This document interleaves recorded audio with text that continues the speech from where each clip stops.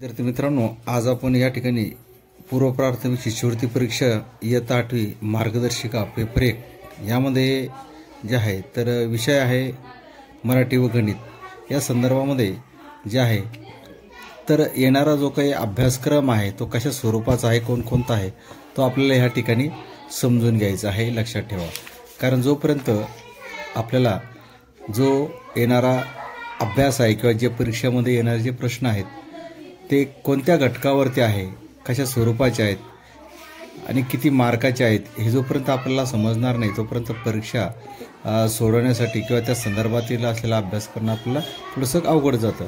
चला तर मग आपण या ठिकाणी जे आहे तर आपण समजून घेऊयात की कोणकोणते विषय आहेत, कोणकोणता घटक आहे आणि कोणता कोणता उपघटक आहे तोही आपल्या या ठिकाणी समजून घ्यायचा आहे। या ठिकाणी दिसत असेल की ह्या ठिकाणी जे आहे तर परीक्षेचं जे काही स्वरूप आहे ते परीक्षेच्या स्वरूपामध्ये या ठिकाणी पेपर 1 आणि पेपर 2 या ठिकाणी आपल्याला दिसतोय। या ठिकाणी पेपर 1 मध्ये जे आहे तर प्रथम भाषा हे जे विषय आहे, प्रथम भाषा आणि त्यानंतर गणित। आता त्याची जी काही प्रश्नाची जी काही संख्या आहे ती प्रश्नाची संख्या म्हणजे प्रथम भाषा म्हणजे ज्यावेळेस मराठी आपण म्हणतोय त्यामध्ये 25 प्रश्न येतात आणि गणितावरती त्यामध्ये 50 प्रश्न येतात। आणि या ठिकाणी जे प्रश्न 25 आहेत त्या 25 प्रश्नाला जे आहे तर गुण किती आहेत, या ठिकाणी 50 दिसतात। म्हणजेच एका प्रश्नाला किती गुण असेल, 2 गुण असेल, एक लक्षात ठेवा। तसंच या ठिकाणी जे आहे तर प्रश्न संख्या 50 आहे गणितामध्ये पेपर पहिल्यामध्ये आणि मग त्याचे जे गुण आहे ते गुण किती आहेत, 100 आहे, ते लक्षात ठेवा। आणि त्यासाठी जो लागणारा जो काही वेळ आहे तो वेळ आहे 1 तास 30 मिनिटे, एवढा वेळ त्यासाठी लागणार आहे।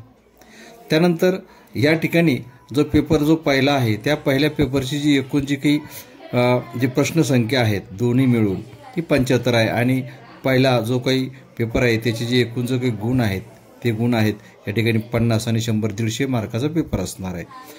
त्यानंतर जो पेपर दुसरा आहे तो दुसरा पेपर म्हणजे तृतीय भाषा। आपण या ठिकाणी तृतीय भाषेमध्ये जे आहे आपण राष्ट्रीय भाषा समजू, त्या ठिकाणी इंग्रजी आपण म्हणूयात। त्यानंतर बुद्धिमत्ता आहे, ठीक आहे, तर्क लावणे बुद्धिमत्ता जे आहे ते आहे। त्या ठिकाणी म्हणजे तृतीय भाषा इंग्रजीवरती जे आहे जवळपास 25 प्रश्न असणार आहेत आणि त्याला जे काही गुणदान आहे ते गुणदान आहे 50 आहे। जे प्रथम भाषेचं होतं तसंच या तृतीय भाषेचंही आहे। तसंच बुद्धिमत्ता चाचणीचंही तसंच आहे। म्हणजे या ठिकाणी बुद्धिमत्ता चाचणीमध्ये 50 जे आहे तर 50 प्रश्न आहेत आणि त्याला जे गुण आहेत ते किती आहेत तर ते गुण आहेत 100 गुण आहेत। आणि त्या परीक्षेला सुद्धा जो की वेळ आहे तो पहिल्या पेपरासारखा दुसऱ्या पेपराला सारखाच वेळ 1 तास 30 मिनिटे एवढा असा तो काही जो आहे तो वेळ या ठिकाणी देण्यात आलेले आहेत। आणि या ठिकाणी आपण नेहमी म्हणतो का परीक्षा ही अवघडच असते, अवघड असते, तसं काही नाही। तर सर्वसामान्य विद्यार्थी परीक्षा कसा देईल त्या संदर्भावरती म्हणजे त्यानुसारच जे आहे तर प्रश्नाची जी काही काठिण्य पातळी आहे ती ठरवण्यात आलेली असते। तर या ठिकाणी सोप्या स्वरूपाचे जे प्रश्न आहेत तर ती जवळपास 30% असतात। म्हणजे मध्यम स्वरूपाची जी काही पातळी आहे त्या पातळीची जे आहे तर ते 40% एवढे ते असतात आणि कठीण स्वरूपाचे प्रश्न जे आहेत ते फक्त 30% असतात, एक लक्षात ठेवा। त्यामुळे जे आहे तर सर्वचे सर्व जे आहे सर्व मुलं जे आहे तर सर्व स्वरूपाचे प्रश्न हे सोडू शकतात। चला तर यानंतर जे आहे तर आपण कोणकोणते घटक आहेत ते घटक परीक्षेला येतात ते आपल्याला समजून घ्यायचे आहेत, लक्षात ठेवा। तर मग जो पेपर जो आहे जो विषय जो काही आहे मराठी, या मराठी विषयामध्ये या ठिकाणी घटक, उपघटक आणि भारांश म्हणजे त्यावरती किती कोणत्या घटकावरती किती म्हणजे जोर दिला आहे किंवा त्यात किती जास्तीत जास्त प्रश्न त्यावरती येऊ शकतात त्या संदर्भात या ठिकाणी समजून घ्या। म्हणजे यामध्ये आकलन आहे, म्हणजे या ठिकाणी काय स्वतः समजून घेऊन त्यानंतर त्यावरती जे आहे उत्तरं द्यायची आहेत। त्याची जी भारांश संख्या जी आहे जी टक्केवारी आहे भारांशाची ती 24% आहे, लक्षात ठेवा। म्हणजे जसं की या ठिकाणी उतारा व त्यावर आधारित प्रश्न म्हणजे उतारा दिलेला असतो आपल्याला, तो उतारा छानसा आपण वाचून घ्यायचा आहे, त्याच्या खाली प्रश्न देत असतात, ती जी काही प्रश्न आहे त्याची उत्तरं आपल्या स्वतःच्या मताने आकलन करून आपल्याला द्यायची आहेत। कविता दिली असेल, कवितेवर आधारित प्रश्न असतात, सुसंगत असा परिच्छेद दिलेला असतो, लक्षात ठेवा। एकानंतर एक जो आहे त्या घटकाला जो अनुसरून आहे असा एक परिच्छेद दिलेला असतो, त्या परिच्छेदाला अनुसरून सुद्धा काही प्रश्न दिले असतात। त्याचप्रकारे संवाद व त्यावर आधारित प्रश्न, काही संवाद असतील, कोण कोणास म्हटलेले आहे, कधी म्हटले आहे, कधी किती वाजता वगैरे ह्या सगळ्या बाबी ज्या आहेत ते या ठिकाणी आकलनामध्ये येणार आहेत. तर याला जो काही भारांश दिलेला आहे तो 24% आहे. त्यानंतर शब्दसंपत्तीवरती या ठिकाणी तुम्हाला मी सांगितलं की समानार्थी, विरुद्धार्थी, शुद्ध व अशुद्ध शब्द, तसे अलंकारिक शब्द, शब्दसमूहाबद्दल एक शब्द, त्यानंतर वाक्यप्रचार, म्हणी, त्यानंतर पारिभाषिक शब्द या स्वरूपाची जे आहे तर शब्दसंपत्तीमध्ये जे आहे तर या शब्दसंपत्तीवरती प्रश्न तुम्हाला येत असतात. यावरती सुद्धा जो काही भारांश आहे म्हणजे किंवा या घटकावरती 24% जोर देण्यात आलेला आहे एकूण 100% पैकी, लक्षात ठेवा. त्यानंतर जे आहे तिसरा जो घटक आहे तो कार्यात्मक व्याकरण. तर ह्या कार्यात्मक व्याकरणामध्ये जे आहे जे काही आपल्याला विचारलं जाणार आहे तर ते वर्णविचार, जसं की या ठिकाणी जसे की 12 स्वर आहेत, 36 व्यंजनं आहेत, यावरती काही जे आहे ते प्रश्न आपले विचारले जाणार आहेत. त्याचप्रमाणे संधी आहे, स्वर संधी आहे, व्यंजन संधी आहे, विसर्ग संधी आहे, पूर्वरूप संधी आहे, पररूप संधी आहे. ह्या ज्या काही संधी आहे या संधीवरती जे आहे तो तुम्हाला प्रश्न विचारले जाणार आहेत. त्यानंतर शब्दाच्या जाती, ज्या शब्दाच्या जाती ज्या काही 8 आहेत त्यावरती जे आहेत तर काही प्रश्न विचार. त्यानंतर विकारी शब्द, अविकारी शब्द हे जे काही आहे यावरती प्रश्न हे विचारले जाणार आहेत. त्यामुळे व्याकरणाकडे लक्ष देणं गरजेचं आहे. त्यानंतर लिंग, त्यानंतर वचन, लिंग जे आहे स्त्रीलिंग, पुल्लिंग, नपुंसकलिंग वगैरे, वचन जे आहे ते एकवचन, अनेकवचन यावरतीही प्रश्न विचारतात. विभक्ती आहे, सला ते सलाना ते, कारक आहे त्याला लागून या शब्दाचे समान रूप जे आहे यावरती सुद्धा प्रश्न विचारले जाणार. यावरती मात्र जो आहे तर ह्या दोघाही पैकी जो आहे जो भारांश जो आहे किंवा यावरती जी काठिण्य पातळी जी आहे त्यात जास्तीत जास्त यावरती जोर देण्यात आलेला आहे. यावरती 44% जो आहे तर 44% म्हणजे एवढा भाग यावरती प्रश्न विचारले जातील, एक लक्षात ठेवा. यानंतर पुढील घटक काय आहे? पुढील घटक जो आहे तो कार्यात्मक घटक आहे. मग या कार्यात्मक जे काही घटक आहेत, कार्यात्मक घटकावरती जे व्याकरणावरती जे काही विचारलं जाणार आहे त्यातला जो काही उपघटक जे काही असणार आहेत त्या उपघटकामध्ये जो आहे तो प्रयोग असणार आहे. जर काही सकर्मक व अकर्मक कर्तरी प्रयोग, कर्मणी प्रयोग, सकर्मक व अकर्मक भावे प्रयोग व त्याचे प्रकार यावरती काही प्रश्न हे तुम्हाला विचारले जाणार आहेत. त्याच्यानंतर पुन्हा वाक्याचे प्रकार आहे, केवळ वाक्य, मिश्र वाक्य, संयुक्त वाक्य यावरती सुद्धा तुम्हाला काही प्रश्न विचारले जाणार आहेत. त्यानंतर या ठिकाणी विरामचिन्हे, जे विरामचिन्हे आहे पूर्णविराम, अर्धविराम, स्वल्पविराम वगैरे जे काही चिन्ह आहे यावरती सुद्धा तुम्हाला प्रश्न हे विचारले जाणार आहेत. त्यानंतर आहे काळ, जे काळाचे 3 प्रकार जे आहेत वर्तमान, भूत, भविष्य, त्या काळाचे प्रकार व क्रियापदाचा अर्थ या ठिकाणी या संदर्भात सुद्धा प्रश्न आपले विचारले जाणार आहेत, येऊ शकतात प्रश्न यामध्ये सुद्धा.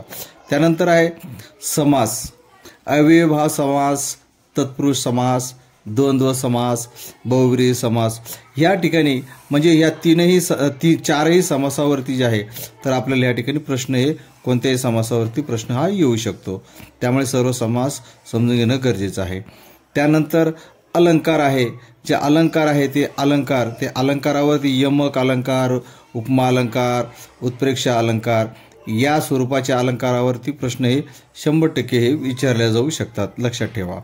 त्यानंतर जे आहे तर वृत्ती आहे, मालिनी आहे, वसंत तिलिका आहे, त्यानंतर भुजंग प्रयात आहेत. या स्वरूपामध्ये जे काही कार्यात्मक व्याकरण आहे यावरती प्रश्न हे विचारल्या जाणार आहेत, लक्षात ठेवा. आणि कार्यात्मक व्याकरण जे आहे तर मागील जो घटक होता आपला 44 अंश जो आहे तर त्या 44 अंशामध्येच म्हणजे 44 अंश म्हणतो 44% या जो मागचा भाग आणि हा भाग एवढ्या 44% जो आहे त्यावरती भारांश हा देण्यात आलेला आहे. त्यानंतर चौथा घटक असणारे 1ली ते 8वी साठी याविषयी संबंधित सामान्य ज्ञान यावरती 8% भारांश देण्यात आले. सामान्य साहित्य व त्याचे प्रकार, लेखक, कवी व त्यांचे टोपण नाव, जे आपण 1लीपासून ते या ठिकाणी आपला 8वीपर्यंत समजून घ्या जे काही आपले धडे झालेत, कविता झालेत त्या संदर्भातले जे लेखक आहेत, ज्या लेखकांनी लिहिलेले पाठ आहेत, ज्या कवीने लिहिलेल्या ज्या कविता आहेत त्यांचे लेखक काय, त्यांना उपनाव काय, त्याचं टोपण नाव काय, किंवा त्यांनी लिहिलेलं जे काही कोणते काव्यसंग्रह आहे, कोणत्या कथासंग्रहातून ते प्रकरण घेतलेले या संदर्भातले असे काही प्रश्न आहेत. ते प्रश्नही या ठिकाणी इयत्ता 8वीचा जो पेपर पहिला आहे त्या पेपरामध्ये जे आहे तर प्रश्न हे विचारले जातात. त्या संदर्भात आपण अभ्यास करायला हवा. त्यानंतर पेपर 1 मधलाच जो भाग आहे तो त्या भागामध्ये जे आहे तर आपला गणित हा जो आहे तर तो घटक येतो, म्हणजे तो त्या विषयावरती प्रश्न विचारले जातात गणितामध्ये. या ठिकाणी जे गणितामध्ये संख्याज्ञानावरती 60% भार देण्यात आलेला आहे. या संख्याज्ञानामध्ये जे आहेत तर त्यातले उपघटक कोणकोणते आहेत तर नैसर्गिक संख्या, पूर्ण संख्या, पूर्णांक संख्या, परिमेय संख्या व अपरिमेय संख्या आणि वास्तव संख्या यावरती आपले प्रश्न विचारले जाऊ शकतात. त्याचप्रमाणे परिमेय संख्या व त्यावरील क्रिया ज्या आहेत त्या कशा स्वरूपाच्या असतात तेही आपल्याला समजून घ्यायचं आहे. त्यानंतर सम, विषम, मूळ, जोडमूळ, सहमूळ व संयुक्त संख्या यावरती सुद्धा प्रश्न हे आपले विचारले जातात. बेरीज, व्यस्त व गुणाकार व्यस्त अशा स्वरूपामध्ये प्रश्न हे आपल्याला असणार आहे. हे आपल्याला जाणून घेणं गरजेचं आहे. आपला अभ्यास झालेला असतो, परंतु आपण काय करतो, नेमकं काय अभ्यास करायचा आहे कळत नसल्या कारणाने आपल्याला कोणते घटक आणि कोणता उपघटक येणार आहे तो समजून घेणं गरजेचं आहे. त्यानंतर संख्या रेषा आहे. आपण संख्या रेषा नेहमी बघत असतो ना की शून्याच्या डाव्या साईडला लहान, शून्याच्या उजव्या साईडला उंच जे जास्तीचं होतं असे ती संख्या रेषा. त्यानंतर जे आहे तो दुसरा जो त्यातलाच गणितावरती जो काही भाग आहे संख्येवरील ज्या क्रिया आहेत ते क्रिया कशा आहेत, त्याचे उपघटक काय ते आपल्याला समजून घ्या. विभाज्य आहे, विभाजक आहे, विभाज्यतेच्या कसोट्या आहेत, म्हणजे किती संख्या, म्हणजे 5च्या कसोट्या किती, 2च्या किती, या अशा स्वरूपाच्या कसोट्यावर आपले प्रश्न. मसावी लसावी आहे, ठीक आहे. त्यानंतर वर्ग आणि वर्गमूळ, घन आणि घनमूळ, दशांश, अपूर्णांक व व्यवहारी अपूर्णांक, घातांक. त्यानंतर गुणोत्तर प्रमाण व चलन, म्हणजे यामध्ये काळ, काम, वेग या संदर्भावरती या संदर्भात प्रश्न विचारले जाणार.